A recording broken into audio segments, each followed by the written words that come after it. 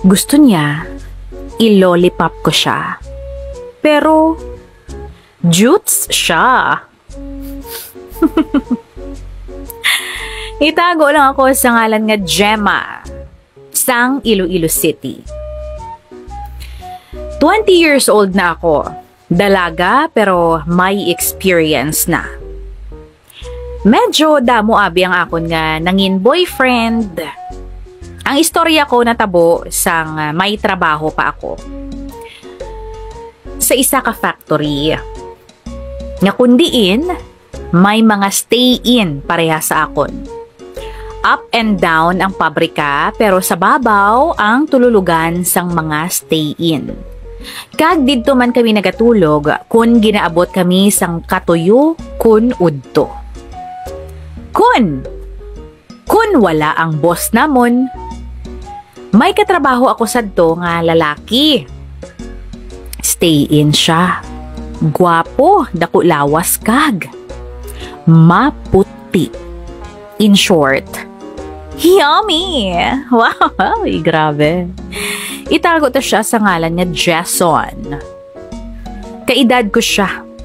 Si Jason kaedad ko.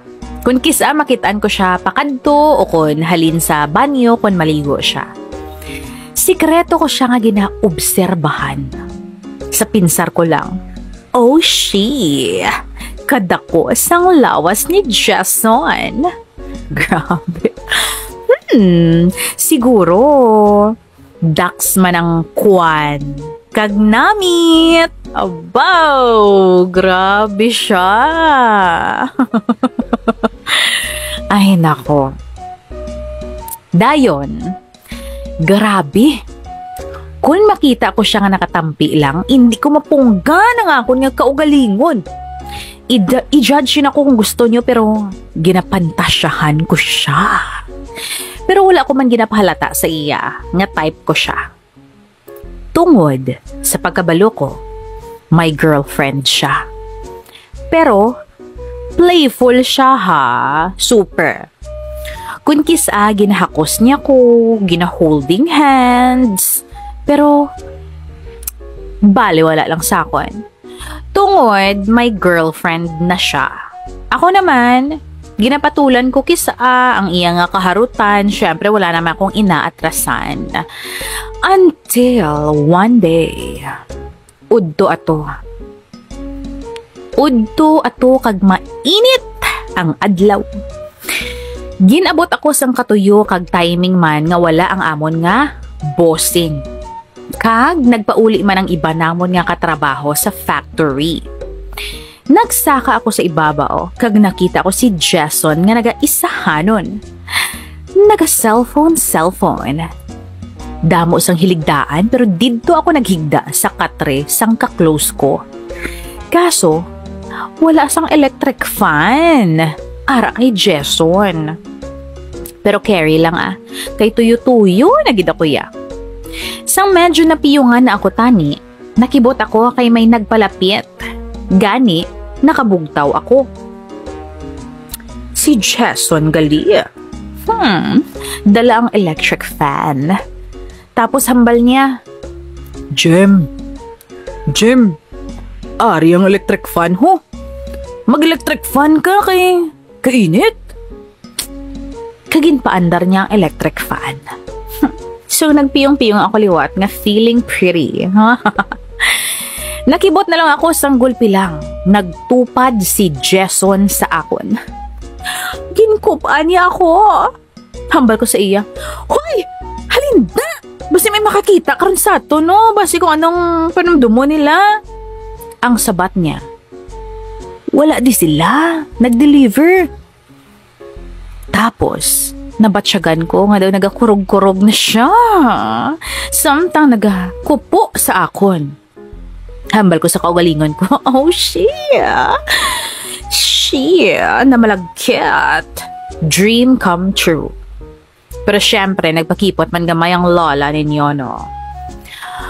Kung naabi akig ako, syempre pakipot, oh. Pero wala man siya gihapon nagahalin sa tupad ko.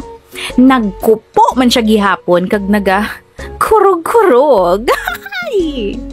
Gintulo ko siya. Kag nakita ko nga daw na umul-umol gid siya sa akon. In fairness, kanami isang mata niya. Chinito. Tapos macho pa siya, te. Mapakipot pa ko. Tapos, nagutik siya sa akon nga, nagapamangkot. Kun masugot bala ako sang iya gusto nga matabo. Wala ako nagsabat.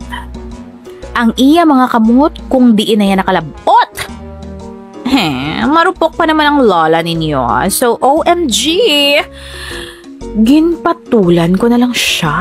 As in, lips to lips. Oy, na walang bukas. Tapos ginuba niya mga dapat ubahon. Shucks! Wala gid ko nagsalak. Kaputi gid man sang kwan. Mapula-pula. Pero nga daw, kagamay, kagmaluya. Pero ginbali wala ko lang. Kaya sa pinsar ko, basi dala lang sang nervyos niya. Sa pinsar ko, basi nahadlok si Manoy, amo na nga nagkupos. Tapos, ginpilit niya nga isulod.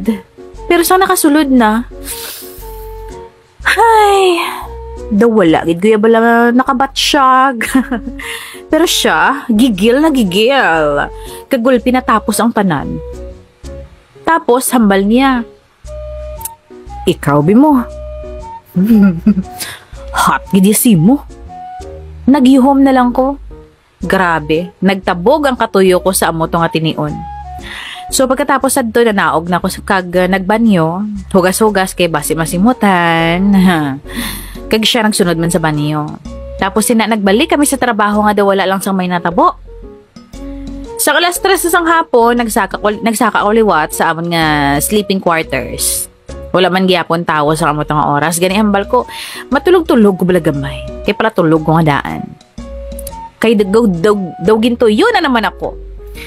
Sa mapiyongan ako tani, nakibot na naman ko. Nakita ko, ara naman si Jason. Hala!